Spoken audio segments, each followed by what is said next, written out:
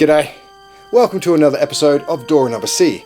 I'm your host, Caleb, and today we're going to be having a little look into the world of politics in film. I've been hearing complaints about how politics have been making their way into our entertainment and advertising. Sport's been another one. And it got me thinking, this is aside of what side your political ideology leans. Colin Kaepernick politicising football, going down on one knee during the anthem, didn't fuck up the game. And look, he's hardly even the first person to do this. But if you were to tune in during kickoff, you would have had no idea that this actually happened. Kaepernick didn't start making bullshit plays that made no sense. The cohesion of the team wasn't affected by the forced inclusion on players based on their diversity. Right? He didn't start handing the ball to the homosexual in the team because the playbook on equality demands that he does so X number of times. Actually, the NFL has no openly gay players in the league. But when political allegories in movies becomes promoted to straight up identity politics, it does mess with the film. Major players start making bullshit decisions that serve no benefit to anyone or any purpose on screen, but to fit in with a specific ideology. Nowadays, sexuality can be retrofitted to satisfy the thirst for representation.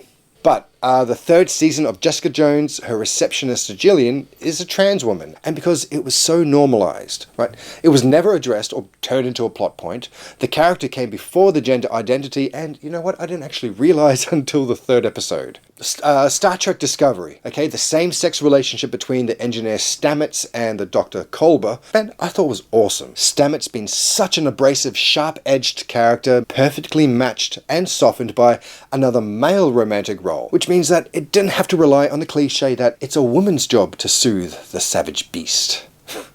Their relationship was dynamic, turbulent, normal, and was given space across 2 seasons to explore and play out. It kind of feels like what we're getting is a new dynamic between gender relations in mainstream fiction that feels as natural as the heteronormative blanket we've been smothered in for as long as film has existed. So, look, other people may feel differently, and while left-wing politics are becoming mainstream in our popular culture, and more people are dabbling in its production, maybe it might take some time before the majority gets better at showing it, and for us to give props to the ones that do it right, and hope that the next ones don't fuck it up.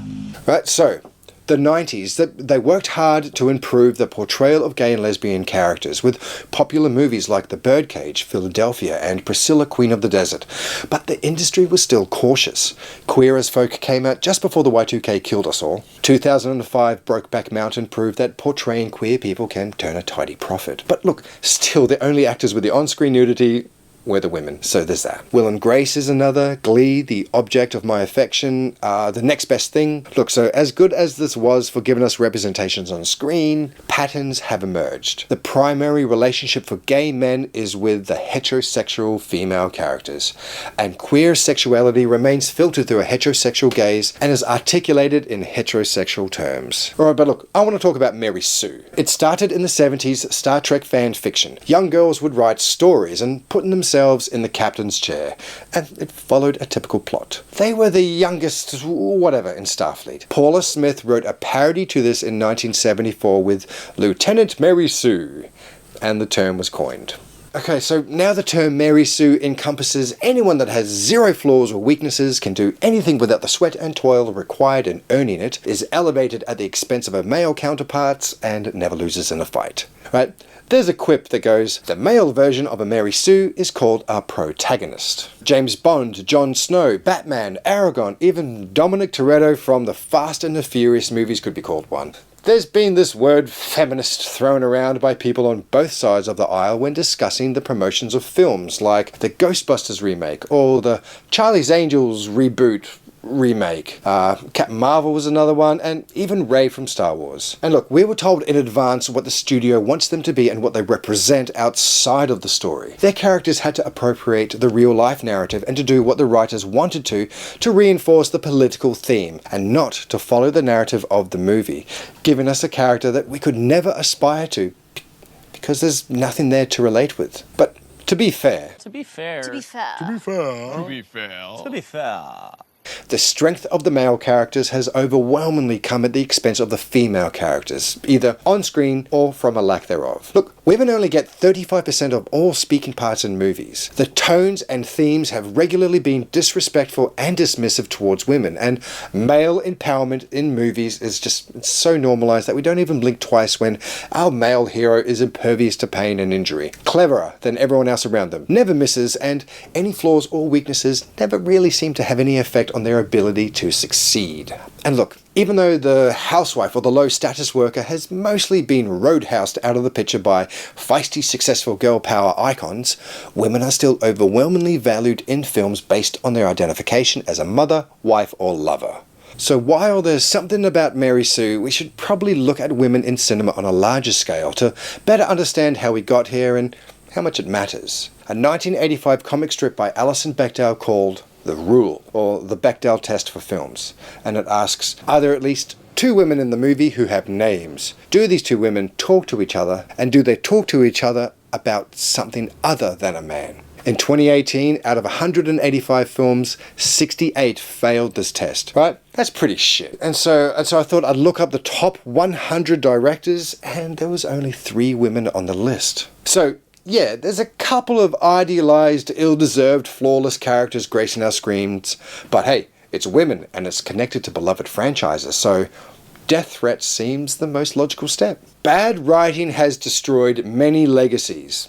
Prometheus, Predator, Charlie and the Chocolate Factory, Ghost in the Shell, Ben-Hur. So look, with Mary Sue's or not, bad writing and poor decisions are not just an evil liberal agenda, but a symptom. A symptom of the most politically engaged and involved youth in history. Public pressure for the illusion of change. The market value of the work, of disempowering writers in the creative process, and the treatment of writers post the 2007 writers' strike. Directors and investors having too much creative control. We've got an oversaturated industry flogging a now disposable and predictable product peddling to the lowest common denominator.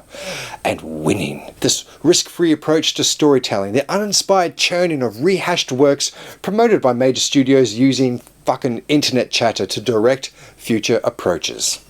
Look, there's always going to be pendulum swings, but bottom line, when woke films stop making money, they'll stop being made.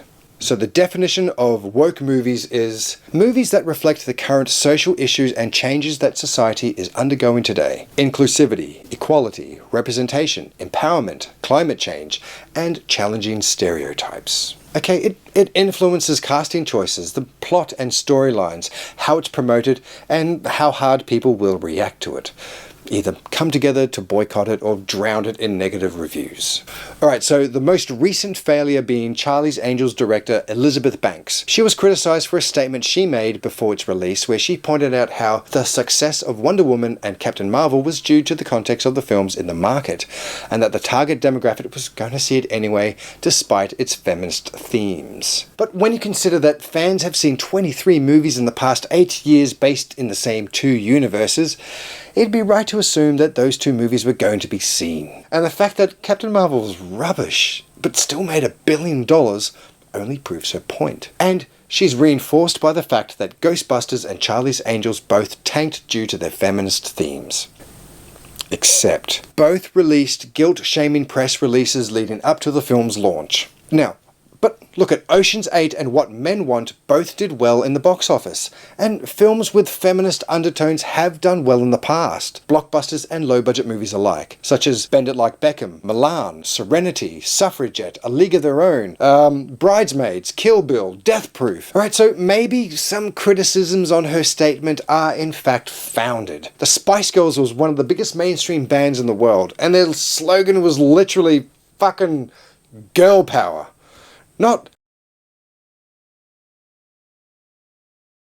So I thought that I'd have a look at some of the other reboots that have flopped. Robin Hood, King Arthur, Total Recall, Poseidon, The Mummy, The Wolfman, The Invasion, The Thing, Conan the Barbarian, Point Break, Fantastic Four, all tanked hard. Cutthroat Island hard. Waterworld hard. Making remakes isn't exactly easy and usually fail, for a multitude of reasons. And so blaming sexism as the reason that people aren't going to watch your movie just isn't good enough. And by blaming sexism, you also trigger your audience and contribute towards sealing your own fucking fate. By how much is unsure. There was a lot of hate as soon as the all-female Ghostbusters was announced. Another thing that I want to address is that failing at the box office isn't a measure of how objectively good or bad a film is. The 25 highest grossing films aren't even in the top 90 best films of all time. And the ones that did bomb at the box office are Shawshank Redemption, Highlander, Heathers, Event Horizon, The Big Lebowski, Donnie Darko, Fight Club, Idiocracy, the fucking Rocky Horror Picture Show. By judging a movie by how much money it made is not an accurate measure.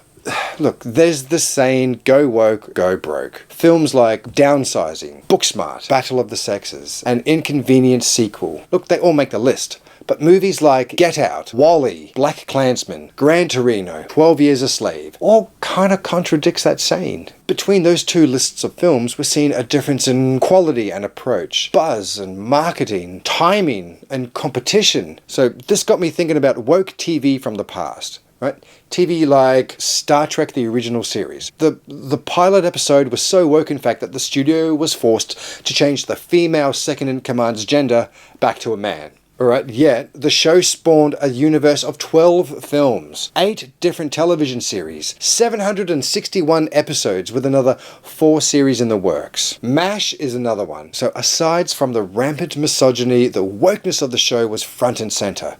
And 36 years ago, 105 million people tuned in to watch the finale. Game of Thrones only peaked with 19 million. So, look, stories are written and made by artists inspired and changed by the events of the past. So, look, woke is not going anywhere.